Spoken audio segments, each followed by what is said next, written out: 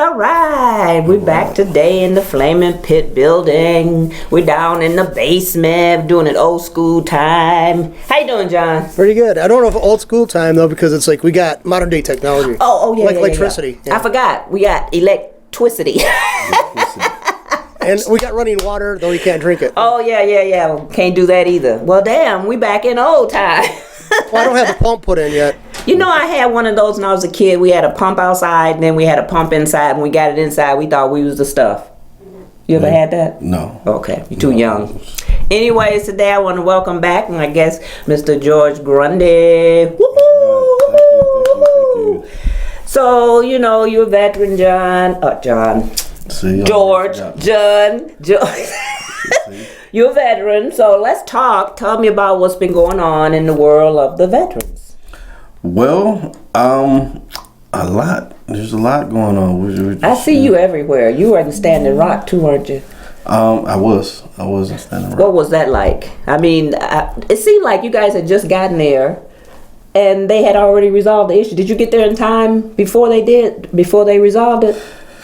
No, we got there the day they resolved it. So, you know, enough of us showed up to where they some cooler heads prevailed, and they created a situation, path to understanding.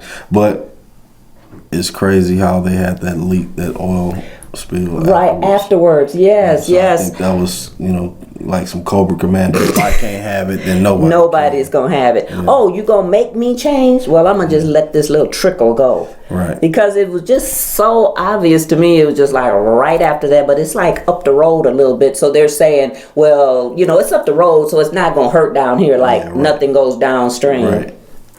Who'd have thunk it? So now, what part did you and your group play in that? Because I know when I read that it was 17 hours worth of driving, I got tired just reading it. 20. Oh, excuse me. One way. It was, what? Dang, it's like driving past Florida. You know, it was some long, hard hours. But we had a lot of fun, you know, and getting to know each other. I went with a couple people. Everybody could drive, right? They didn't let me drive. Oh, did you want to drive? You'd be like, just let me get behind the wheel. I was cool with not driving, but see, you know, sometimes I fall asleep while I'm talking. Oh, so they're like, "You're not driving." Hell no, you ain't driving me. So, I can see it. So, you know, they be like, "Okay, George, we got you. Don't worry about, we got you." So it's just one of those things that the VA hasn't saw fit to look at me and check me out about yet. So that's narcolepsy, right? I will believe so if I was ever. If you just go fall asleep, right. Yeah. If I was ever get diagnosed, seen to get diagnosed. You know, so the VA. My doctor called out sick. I was supposed to go see him. Now your doctor sick? I don't know. I don't think he liked me. It's like the commercial with the kids say, "We got call in sick today." They said, "No, moms don't call in sick." Right. Well, I don't think he liked me. I think that's why he called in. Probably because you challenge him. I do. I challenge everybody. Exactly. That's what you're supposed to do. So. But whatever. So now, what's been going on in your world? I see somebody called it. We both know. Yeah. Thelma. He said he was there. Sat outside. What? Yeah. Art, you need to come back. Oh, well, now where was that at? Get out of their car walking. Consumers getting out of their car walking in the back. Where was he at? Because he wasn't here. I gave him this address. Well, He said he was here and he saw a Consumer's Energy truck. That was around the corner when I was coming That's down up the the street. street. Yeah, That's around the up corner the down the street. Yeah. Oh. Yeah, so I think he got the wrong address. He got the Well, wrong he got house, the right obviously. address, but he may have gone on the other end. Because, Yeah. you know, Oklahoma's on the other side, too. Yeah, but that's a different address. Yeah. Yeah, so it's a different address. It goes up to 1800s on this block, and then it goes up to 1900 or 2000 on the other side. It's Franklin.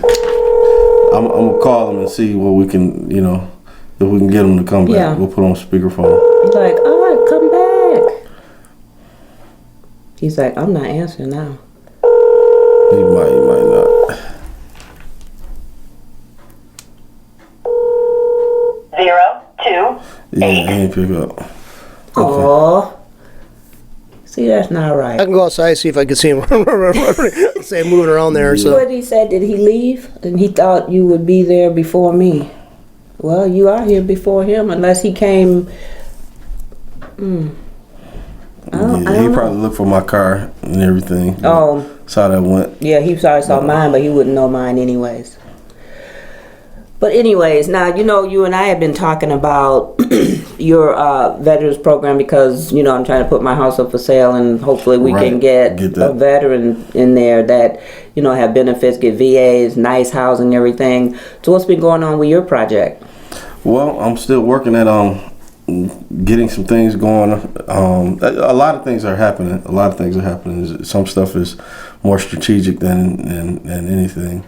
But as far as the transitional housing that I'm working on, the 500 unit transitional housing, that's going well. I go to Battle Creek here very soon. Me and a couple other people, and we're going to check out Silver Star, which is a housing facility for veterans over there. Oh, okay. And, have like a model to go by. Yeah, the model. So we're trying to bring that company and that concept here to Flint to do the 500 units. And if that doesn't work, I'm still talking to people that have private investors that have the means to do it and have done projects on that level. Yeah. Been in conference with several of our politicians, you know, more congressional and state level to help the process. Well, did you have a building here, pretty much, a place picked out? We have 14 self-contained acres that we've designated to get it done on. So the landowner, he's with it. Whatever we're going to do, he's with it. And So you just need somebody to come in and do we just it. need to get the money and the HUD and everybody together in the same room to say how we're going to do it, not if we're going to do it, but how we're going to do it. Yeah. And so with that, it's just time, but it's coming closer. It's coming closer. So Yeah. Because I didn't know if you were going to get like a pre-existing building and have it renovated. What would be more costly with the government or whatever only pay for brand new? Well, my thing is I'm not worried about what the government is willing or not willing to do. I plan on getting the project done with or without their assistance. So the thing is, there are enough people and enough opportunities of income or money investments out there to get it done without just going directly to the government and asking for this, that, and the third. Yeah. So with that, it'll be great to have full support, and maybe the new administration will see stuff like this as something they can get behind, because that's what they're into. Before, that was their job before getting into office, was real estate. Oh yeah. So, Well, if you go with Trump, would you let him put his name up there? oh no. He'd be like Trump Veterans Building. It would have to be Flint, Flint names, people that are in the community that are veterans that have committed to the people. I'd rather have Pastor Bobby have a wing Right. on there, at Mission of Hope, and have his name on there somewhere, and others like that. Mr. Willie Brown or somebody like that. Folks that have committed to the community for the last People 30, that's 40 actually years. lived here and see what it's all about. Yeah. Even if they didn't put a dime into it, they put their lives into the city. Right. You know, and into the youth and to making sure that the city remains one of the best in the world, which I believe it is. So, but I'm open. I'm open to it, you know, because it's opportunities are showing themselves. So I'm excited about that. And along with that, once we get all of this solidified to where it needs to be, then that helps with folks like yourself, because it'll create an opportunity where veterans will want to come to Flint and find housing. Because I feel like my belief is that veterans need to move to Flint in order to help the progress of what needs to happen next. Yeah, and a lot of them don't want to be in a big building with a whole bunch of other people. Some of them want to be on their own. But you know, it's both ways. So the thing, I'm looking at it like this: if you have 500, 600,000 motivated people, people that have the ability to create change without very little motivation, you know, they can self-motivate, then that means they're going to do whatever it takes in order to create the community that we need. You know, like myself, I was homeless this time last year. February, I moved into my home, but from February to this time, I went from zero to being on, you know, national news, just because I've been motivated to continually stay helping the community and the community abroad, not because I've been, you know, trying to self-absorb any income or any kind of money. It's just everything I do. Naturally, I just want to help people. Right. You know? And I'm not perfect at it, but I try to do my best. Yeah. Well, so far it seems to be working. I mean, what do you have to lose? Somebody said that recently. we shouldn't fear loss. You know, I think loss is one of the best things to have. And when you know what it feels like to lose, then you push more to win. Yeah. You know, because you don't want to feel that again. So for me, it's just one of those motivators. Yeah. And so with the program, now I know a lot of people still having trouble getting services, like when you were just saying with, you know, your doctor and that. Your program helps people get different services. Are you at the point where you are actually doing referrals for different things, like, you know, the mental, the physical, and that? What exactly has Vaughn done so far, like since the first time we talked? We're still case by case basis. So my thing is, I don't want Vaughn to ever have a feel of big business veteran industry, to where you're just a number, because that's what the VA does, right?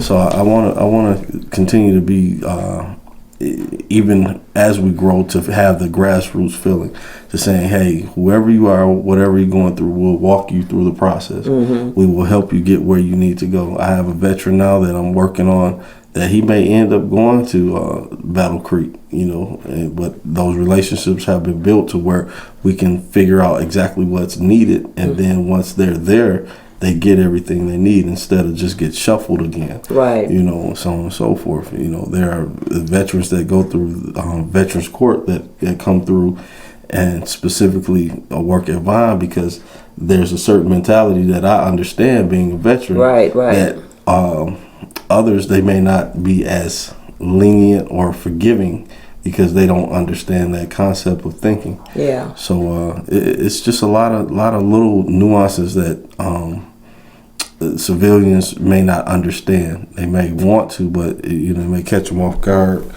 based on what it is that they perceive.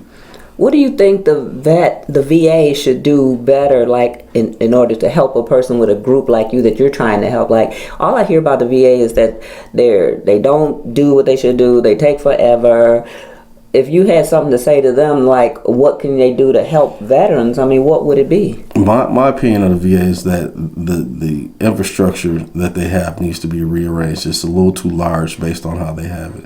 You know, even though it's chopped up in different regions and things like that, I think that the sub-regions should be, it ran a little more like a municipality, where, you know, a county has several cities in it. And so those cities have to answer to that county, not just the city's answer to the state, but they answer to the county, county answer to the state, and the state to the country. So more so where instead of, there's certain places way up here, way down here, that you do it based on more so the numbers. Make the sacrifice, make the investment, because we have 607, the last numbers that I looked at, 607,000 veterans in the state of Michigan. Approximately 30,000 of those veterans live in Genesee County. Out of that, you have approximately 1,100 veterans in the state of Michigan homeless, and around 200 in the Genesee County area that are homeless.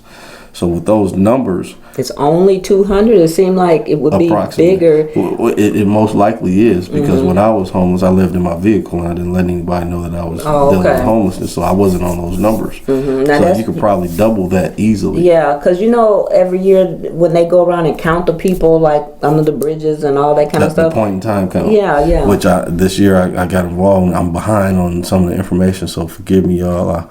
I'm still working on it. I have not forgotten. Actually, somebody's helping me work on it now. Thank you, Marta. Thelma. While we're going through this, so it's one of those things that's important.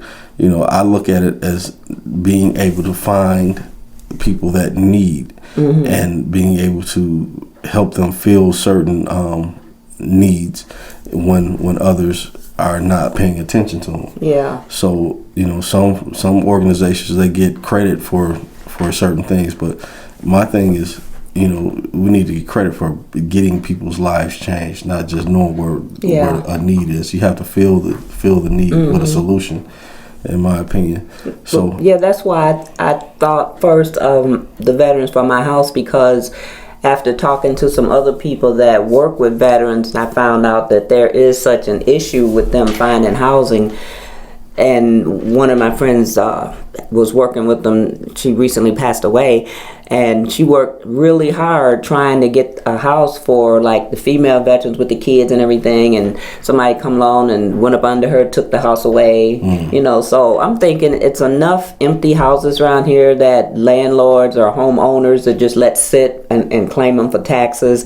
That they could be renovated and they could be sold, or they could be rented. To veterans, they wouldn't have to be on the street. They wouldn't have to worry about whether I want to be in the communal dorm type living. And so that's why I was like, there's got to be some people like that, because I'm still, even though I want to sell mine, but I'm still focused on trying to help somebody like that really, really needs it. Yeah, in my opinion, I feel Flint is ripe for the picking for new programs, for those philanthropists out there that have the money to put into programs. We have a beautiful philanthropy group here in the city of Flint, but sometimes when you can't see the forest for the tree, or the tree for the forest. Well, sometimes they have specifics that they only donate to, like the gardens or an art project, and you're like, because of what you're saying, all these homes, there are other programs across this country that can start their stuff here, because there are a lot of opportunities here. And we need to invest inwardly, as a country. That's the whole point, I believe, on why a lot of people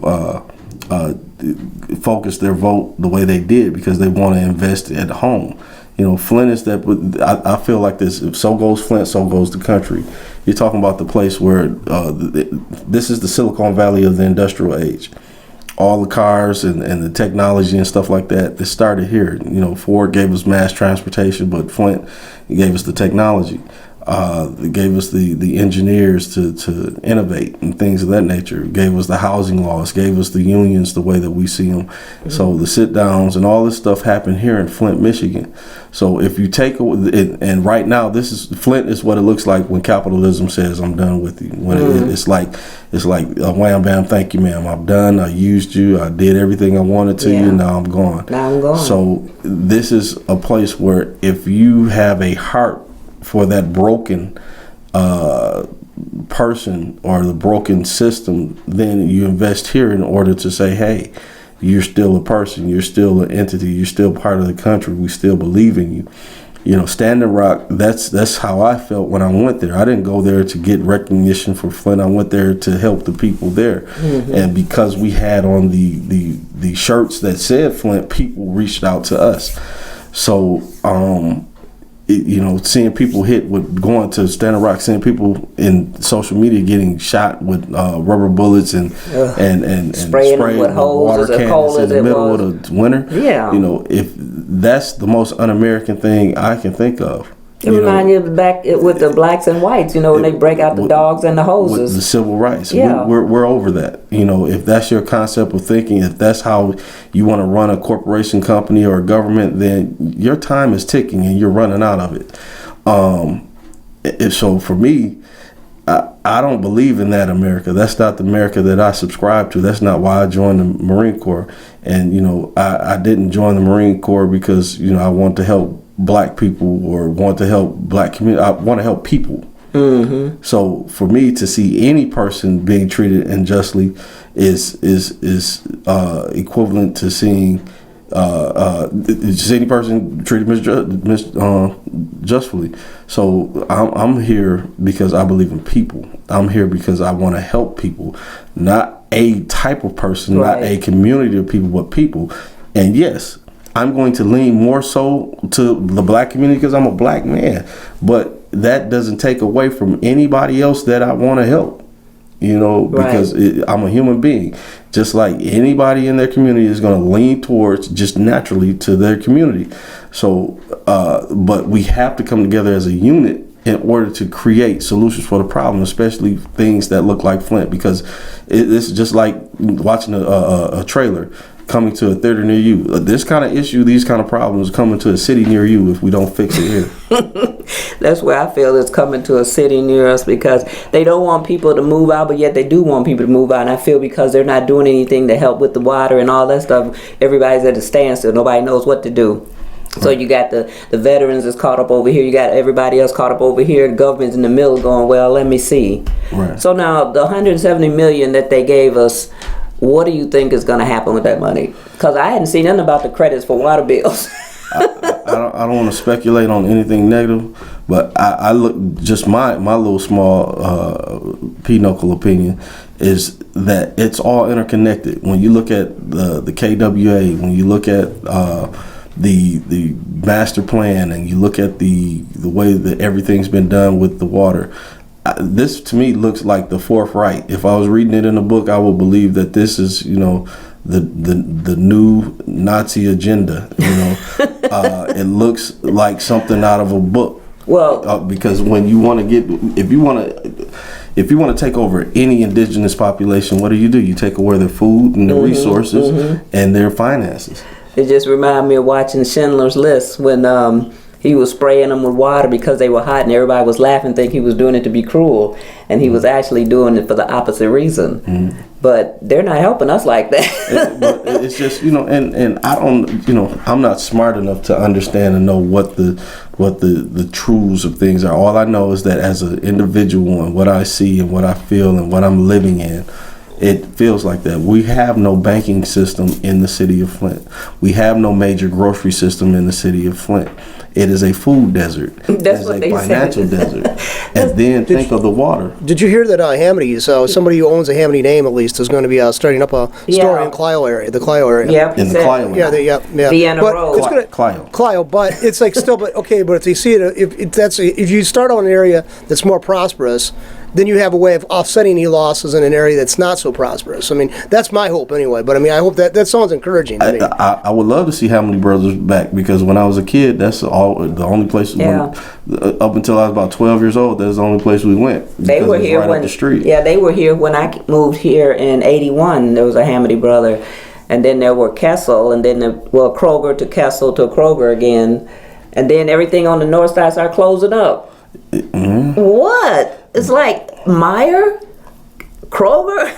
I mean, what are you supposed to do? Now the people got to come all the way across town, or something to buy food. Right. Then transportation. Let's not forget that. They were saying, because when the hours. Exactly. But then they said they were going to bring buses just to help people get there. Like when the grocery store on Davidson Road opened up. They opened right up after Kroger left, which was good. And then MTA says, well, we're gonna set some buses out just so people can go get their groceries and stuff. I don't know how that's working, because I know my son's friends that live on the north side, they still had to come on this side of town to shop. Imagine the young lady that has 2 or 3 children and on works the bus with two groceries jobs and has to get off work, collect their children, to get on the bus, to get to the grocery store, to get the groceries, and have these bags, have these children, and get back home.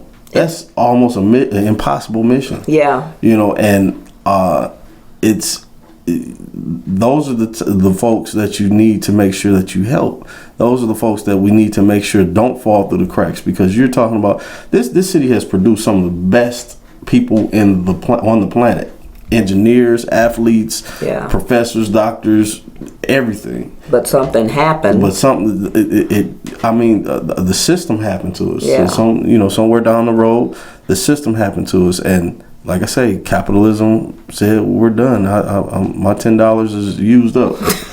It's just every time I think about when Buick City was booming and all the GM and the plaza up there on 5th and Saginaw, all those places, and now it's like a ghost town, and they just mow all those buildings down and leave an empty lot growing grass and everything, and it's like nobody can put anything else there or what. I mean, it's just like, it's just scary to see it's like a whole community wiped out. And now what? But that's the beauty of it. There's the phoenix of it is that any corporation in the country can come here and figure something out. We have the best transportation infrastructure by most standards, with 69, 475, and 75. Right. That General Motors built that, came here and built that on purpose, because it created, logistically, we're the best place to be in the state. Because we're 2 hours away from anything that means anything. Because they're doing Saginaw like that. They're sort of like, Saginaw lost a lot. Now people are going back there to build, and then they're building in Bay City. But when it comes to Flint, it's like some people are afraid, because it's like now the water. You get a building, you got to do your whole own infrastructure. And that's why I go back to the master plan, because it's a 20-year living document. So with that, we may not last 20 years if they keep poisoning us. In my opinion, that's the point. Yeah. You don't want people to be around so you can do what you want to do, because money outlives a person's life. You die, money keeps going. It doesn't have an expiration date. There's no depth to it. The system that money is set up in is going to continue to go. So when we have that kind of thing going on, then it doesn't matter how long people protest, fight, and scream and holler, because soon they're going to get tired and the money won't. Yeah, because I think I feel like they trying to wear people down, because they've been protesting for almost 4 years or whatever, and it's still, things just seem to get worse and worse. You find a new bacteria that's trying to kill people. Right. Then you figure out, you protest against that. Then they raise the water bill 8,000%. Right. Then you protest about that, and then pretty soon things start dying down because people are getting tired, right. And the government is just sitting there, waiting. It's like they're just waiting. Not just the government, because you got to think about this. This happened in-house. Yeah. This happened in-house. This is like your dad tried to kill you. Don't say that. He fed me pine saw real slow. It was one of those forensic. They did. This lady killed her husband like that with antifreeze. She just fed him antifreeze slowly in his food. So I don't want to think little by little. I don't want to think ill of anyone, but the optics of the thing. It looks like it looks. It feels like it feels. Yeah. So my thing is, I'm living in it. So I don't have who is anybody to tell me not to feel how I feel or think how I think when I'm living in it. Yeah. That's what I hate when people do, and when I say I want to move or whatever, they're like, well, I don't know what you're moving for, you can't do this, you can't do that, and it's like, you can't tell me that. This is me. You in your house, I'm in my house. Right. If I want to move, I can go. You have the right to do that. Where you going? I said, doesn't matter. If I want to move 2 doors down, I can That's do your it. prerogative. Exactly. So, some people are complacent about it, and they're just like, well, I don't know why you're doing this. Well, don't wonder why I'm doing it. Just worry about what you're going to do. Right. Because nobody's is really helping us like I think they should. And if we don't do something for ourselves, now what? If we don't do for ourselves and get our heads out of our whatever you want to call it, then we are going to be the ones that need our fingers pointed at. Because if our local government and our local nonprofits and politicians and all this other stuff, if we can't get it together and we can't come together on a point of interest, then shame on us.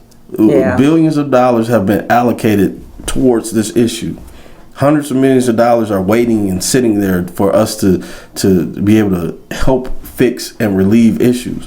But if we don't come together and stop thinking about how much money we can get out the thing, or how many people we can screw over to make it work for us, then shame on you. Those type of people, I just wish they would just fall off the planet. Just drop off the side, just disappear. And I'm like, I'm not going nowhere because I'm like this. I hope you understand the type of person you're dealing with if you come and dealing with me, because I'm gonna do what's right. And if you come with anything outside of that, then you're gonna have don't a talk problem. to me. That's what I say. It's like it's pretty much every man for himself, because they showed that the minute they figured out all this stuff was in the water poisoning people and nobody said anything. Right. People started running to other jobs. They still don't know what they don't know. This stuff is good. There's 7 generations as far as the lead by itself. And then with the different chemicals and things that are going on, the scientists don't know what we may end up having year 5, year 2, year 10. But they want to say now the lead levels, it seems that they're only concentrating on the lead, and they're talking about just kids, but it's grown people that's been poisoned too with the lead. So if you're going to test somebody, you need to test everybody. And I understand kids are growing, but we're still alive, and we could die tomorrow because of our system, or at a certain age. And if the adults aren't around, who's gonna raise the kids? Exactly. They're gonna go buck wild because they all amped up with lead.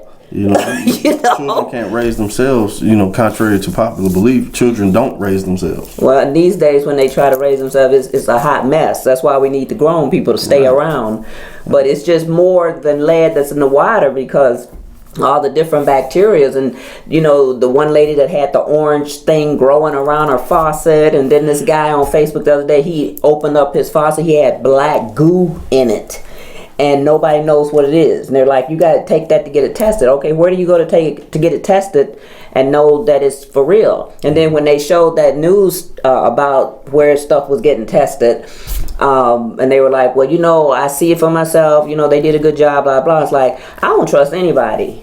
I mean, they led me to believe that for 2 years everything was fine, and now people broke out, losing hair, losing teeth. You don't even know. And new bacteria, we had to put some more in there to kill that, and some more to kill that. They're not even saying everything they put in there. So the filter, they like, well, you're doing good as long as you have a filter. So we're supposed to have a filter forever? The filter won't take out a lot of the bacteria. It might take out the lead, but it's not going to take out all this other stuff. We don't even know what it is. A few streets away from here, they put the new water lines in, and my friend lives in that street, and the crew, after they installed it, they told the neighbors, the people, the houses they worked on, they said, okay, but don't drink the water for 4 or 5 years. So what's the point of replacing the 4 or 5 years? Yeah, it's like, you still have to go get bottled water or get a filter system put in your house. It's just ridiculous. And the filtration systems, we don't even know, because my neighbor got a whole system put in because it was like a donation from his church, and they was telling me, your neighbor right here, they gonna have the best water on the block. And then a little later he pops up showing that his daughter's breaking out into rashes, and I'm like, but wait a minute, you supposed to have the best water on the block, right? So what happened? The chemicals in the water, you don't know what's in this. We don't know what's in it. And I've had mine tested 3 times. It always says no lead, but it says copper. Okay, are we supposed to have copper in it? I don't know. What else that is not picking up? High levels of copper. But, see, another thing is they tested the water here at the studio. By the way, we do have a new water line in here too. About a month ago, they put one in, a little bit over a month ago. So there's a new water line, and the one that was already existing in the studio was copper. It wasn't the lead or anything anyway. But they tested it. But the water results came back from the first time they tested before the new water line came in, and it said there's a bacteria, a higher increase. And it's like, well then, okay, how do you get rid of that? Now there's a water. you put a new water line in, that doesn't take away the bacteria that's coming from the source. Exactly. That's what my issue is now, because even though they're switching lines, they're not killing off the bacteria. They'll probably kill us off before the bacteria go. And I think it was a waste of money to switch from Detroit and then pay to switch back, even though you hadn't fixed the lines, because the clean water coming through the dirty pipe. And it's like people saying, no, the Flint River is not polluted. That it's steady moving, so it's not polluted. I'm looking at them like, there's no way you're gonna make me believe that. I don't care if it's steady moving. They're steady putting stuff in it. There's not much difference in the water. With the difference between the city water, the Flint River source, and the one in the Great Lakes is that the Great Lakes has the same kind of pollutants, but it's also in lower concentration because it's a bigger body of water. Well, so it's easier to clean out. That's what they were saying. What it is, It's easier to clean it out. But when they switched over here, they didn't take in consideration that the plant couldn't handle all the stuff they were throwing in there. And then once they found out, it was just like, y'all, SOL, we out. Crazy. And then once the mayor, Dane got out, he threw everybody under the bus. Then he came out and told everything. I told him about this. I told him about that. But while he was here, he was going, oh, yeah, it's fine. Look, I'm going to drink some. And then he take a sip and his face look all kind of crazy. Like, do I have to swallow it? He didn't even drink it. He probably just barely dabbed his lips in it. I mean, come on. So what's people supposed to do? Yeah, I feel like this, whoever, from now until everything is 100% kosher, Lansing should move to Flint and have a hub here. The governor should have a make him live here versus Ann Arbor. Location here, and do day-to-day business here. Mm-hmm. And then go abroad for whatever. Because I'm saying until you fix or come with solution, 100% solution with something like, because we're talking about, we are all three of us are talking about how we're getting poisoned, how we're being, what's the word is hoodwinked out of our tax dollars. Yeah. We're literally talking about how it almost sounds like a science fiction movie. It could be. The expression when you used to go to a friend's house, they say, "What's your poison? We're about to pour you a drink." Right. That takes an entirely different new meaning. Yeah, because they pick your own poison. Our poison is that water right there. Don't do it. This is this is crazy. This is something I've never lived through. And like when my friends down south, they living through hurricanes and different things like that. I say, well, I've never lived through anything like that. When I lived in the south, we had tornadoes, but I never been in a hurricane or anything like that. But then you come up here and this bad water is like a hurricane to me. It's like never ending. Yeah, I'm not flooded out, but I could be flooded out from the inside because, then you bathe and you say, don't cook in, okay, still got to use bottled water to cook, and my goldfish, my plants and all that stuff. I mean, the next 5-10 years, people, their jobs, they're going, I'm going to work at the water plant. Right. What water plant? The water distribution. What you talking about? Passing out bottled water. Yeah. And that's going to be a job description that young adults are going to take with them. Because that's what the mayor said when they set that up. She said that will be something you can put on your resume. And I thought, and I could for real? Well, it depends on how you break it down. Because I have my young adults break it down like a warehouse. What position do you do? What do you do? We do warehousing, distribution, and then and we break it all the way down to make it make sense as a warehouse. Because even though we're not a warehouse and we don't and they're just passing out water, you have to make it be creative about what you do and how you put it down on a resume, because people are going to look at you sideways and funny first off when they see, oh, you're from Flint, so you're those dirty people that have dirty water. And for the people that don't get the help to break it down, like you say, just put on there, I distribute water in Flint. So you're dumb. You don't know anything. You just passed out water. What kind of education background did that take? Right. I graduated college for 4 years, but now I'm distributing water. I'm standing out here in the cold distributing water. Okay, so you just are not a go-getter. Right. You wasted all that money to go to school. And that's what's disheartening and unfair about this whole thing, because people have been put in a situation where their parents, and they have to redistribute their energies on how they're going to use the water, how they're going to, that's an extra probably $100 cost on everybody's pocketbook when it comes to picking up water, when it comes to using the water, because when you're using bottled water versus the water out of your sink when you're cooking and all those others, that's more energy, that's more stuff you have to do, that's more time. I gotta go in the garage, bring in 2 or 3 cases of water, gotta store them in the house, and then you gotta recycle, and it's just a mess. You gotta go up there when you run out. You gotta go up there, wait in line, and some of the people are so rude. You be wanting to throw a bottle at them, but.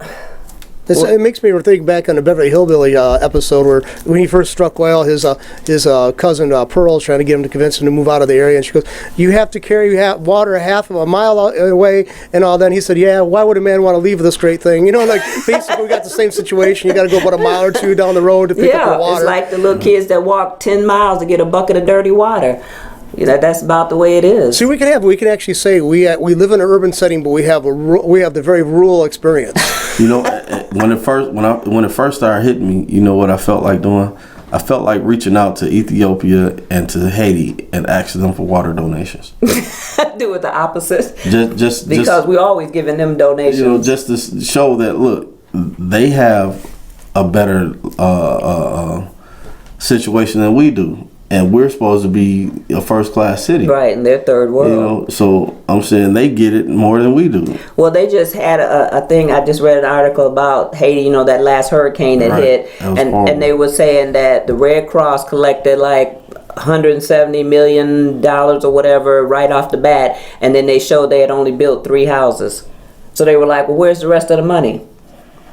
And it was just like, that's why people was like, do not donate to the Red Cross and stuff like that, because you don't know where the money's going. And some places it seemed like they helping them forever, but nothing get done. It's like the people in Mississippi and New Orleans with Katrina, from 10 years later, they still got blue tarps on the roof. And some people still in trailers because the insurance said we're not paying anymore. So now what? What I could do 10 times as much with half the amount of money that these folks do nothing with. Exactly. We just need a way to get you a fat checkbook. And I'm sure, because there are a lot of beautiful people that I've met since this process, and it's not necessarily them, but there has to be a way to get a better grasp on the system and how things are done. How things are allocated, how things are appropriated to those that need, because I feel like this, the more you invest in people, the better the world becomes, because you have thinkers, you have people that are trying to figure out issues to problems, instead of people that are trying to beg and borrow and scratch and scrape for things that seem impossible. Well, the Greater Flint, what is that community organization where that's the other person they donate money to, and they're saying like, well, we're gonna get $100 million from the Mott Foundation, and we're gonna use part of that for the education of lead. And when they say stuff like that, to me, it's just like, now that's kind of a waste of money. We need you to bring in the medical team and stuff. We don't need you to have them sitting up in a classroom talking about this is what's going to happen to you because you ingested this leaded water. I don't understand why they, you get that much money. You can't, that's all you can come up with. The families need something over here. Why aren't you taking that money, putting filtration systems in houses instead of giving everybody filters? That's what you could do. And don't say you need to qualify. Because we all live in Flint. We all qualify. When they start doing income-based stuff with that money, that pisses me off. Because you can be like $2 over. And they be like, she $2 over. Can't help her. You might have a good income coming in, but let's face it, you got your plans for it. If you're especially getting your 40s, you're planning to retire, you got money going maybe to your pension fund or whatever, and now you have to take $1,500, $2,000 to try to buy yourself a filtration system. Exactly. That sets you back better part of a year. So I mean, and then the thing is, if this was a private corporation and there are actions of these people who did this in a corporation setting, they'd be on the hook for, if they're providing the service and they had this kind of detrimental effect in your life, they'd be on the hook for paying damages. Well, these guys out there are making these decisions much like a CEO would, and they're basically going to be shielded from any kind of aftershock, economic on their own personal lives. I don't think Rick Snyder's going to have anything attached to him personally on this. Even if he goes to jail, but he's still probably going to keep his money. I mean, I don't see that happening unless they find a way of doing a class action suit on a civil. Well, he got all his attorneys that we're paying for, so he's not going anywhere. I mean, we're paying over $7 million for his attorneys, but I don't understand what he needs so many attorneys for if he didn't do anything wrong.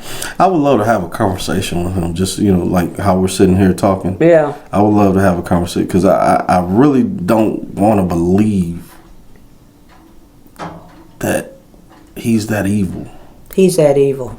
I don't want to believe He's showing it to us, though. That's the thing. Right. It's like, okay, Rick, come on, for real. Now, nobody's watching. This is just me and you. Now, for real. Are you this evil? Are you this heartless that you're going to let the whole city go? And it's the system. He happens to be the guy that's running the system. The system. So, it's so many different things that,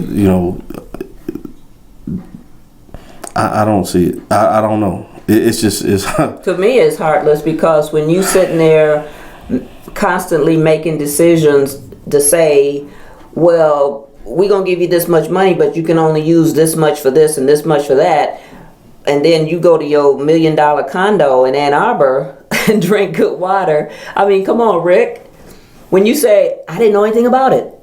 Okay, so you found out. Now what? You gonna hide stuff? They gotta subpoena you to get stuff? You knew. And then you got attorneys. What do you need attorneys for? You didn't do anything. Remember, you didn't know. So what do you need attorneys for? Because the congressional meeting and the people there, they were like, well, we'll just boot you out. No, I'm getting my attorneys. Okay, so now you're guilty. Which is it? You're not guilty, you're guilty, you knew, you didn't know.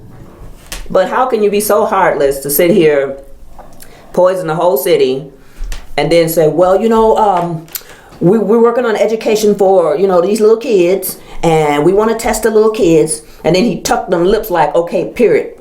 Tuck his lips like, I'm done talking. I always crack up because I call him chicken head. When he tucked them lips like that, it's like, don't ask me nothing else.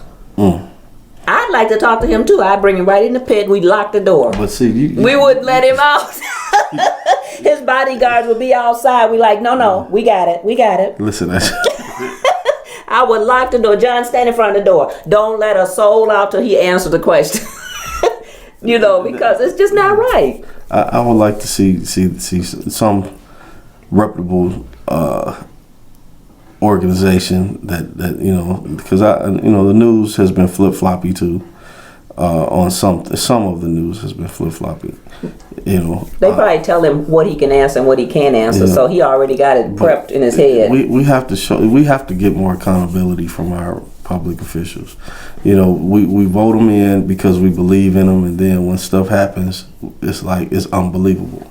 It really is. We believe in you. Yeah, vote. I'm gonna vote for him because he gonna do. Well, that's what people thought when they voted Rick in. They were whoever the other people were. They was like, no, Rick doing. Then when Rick hit everybody's pension with that tax, they like, what? He hit that tax. We're gonna use that for the roads. The roads haven't been any worse. I mean, come on, they couldn't get worse unless stuff is just falling into the streets. And then every time you look up. I'm signing this bill for the Michigan roads. Well, which Michigan roads? Because they're not in this area. It's like the lottery. Where's the lottery money going to the schools? Which schools? It's not Detroit, Flint, or Saginaw. We know that. So what schools? If that's where that money's supposed to go, 100% of that, I've donated mine because I buy tickets every day.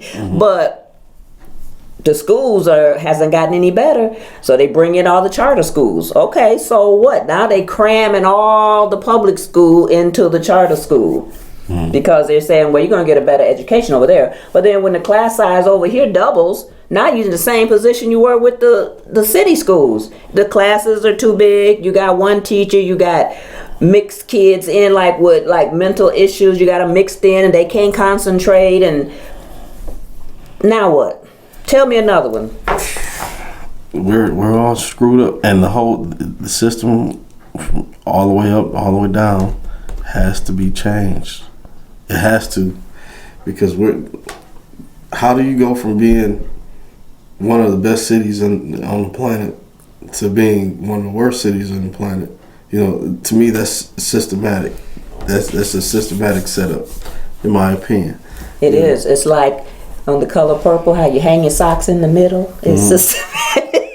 Yeah. We used to do that. You hang your sheets and you put your socks in the middle. So, I like I said, we're Silicon Valley of the industrial age. Emphasis on Silicon Valley, because 50 years, 75 years from now, what would that look like? I won't be here, hopefully, because I don't want to live through all that crap. I don't mind going. Because if I have to keep living with this crap, send me somewhere else. I'm going to Blue Bayou. That's what Denzel said in Man on Fire. I'm going home. I'm going to Blue Bayou. I'm going to play that song after I leave. That was the song he played in the movie too, with Linda Ronstadt. Yeah. So, you know, but you know, this city has gone to hell, and but hasn't done it in a handbasket yet. It's on its way. It's probably got 1 foot in and 1 foot on a banana peel. All I can say is I want out. I don't care what anybody else say, because what I hear the most and it drives me crazy the most is when they say, well, you don't want to leave because they're going to come in, they're going to buy your house and they're going to redo it and they're going to sell it for more. You're going to miss out. I ain't going to miss out on anything. You won't be able to come back. What I want to come back for? I'm not coming back. If I leave, I'm not coming back. What's the purpose? Oh, I'm going to keep one house here and I'm going to move somewhere else. Why? Why would I give them another penny? If I'm out, I'm out. That's why I don't want to rent. I want it sold and be done with it. I don't want to be a landlord, landlady. Did you feel that way 7 years ago? Yeah, my house been on the market 3 times. Oh, so I'm saying you've always wanted to. I've always wanted to go because, well, for one thing, it's like I always want to get into a newer house, and I need more space. But when I moved to Flint in '81, I never liked it because it was just like, I mean, yeah, it's booming and all that, but I came from Jackson, Michigan, a little bitty town. I come over here, it's bigger, but it was just like,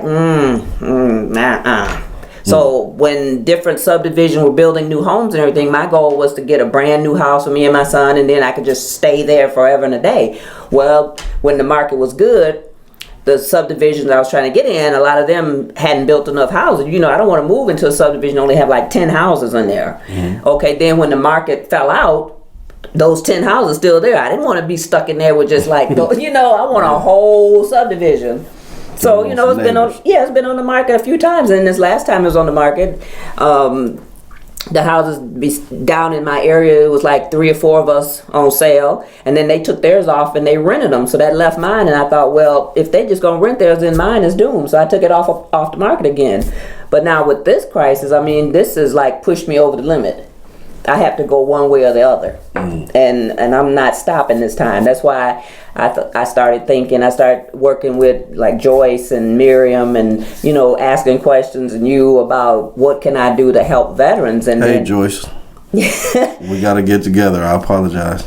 And all of that, trying to help, you know, make it really worth something instead of just like selling it to just like anybody, you know, help somebody that really, really needs it. I mean, a lot of people might really need it, but you know what I'm saying. It's like, I have a focus. This is what I'd like to do. But one way or another, I got to bounce.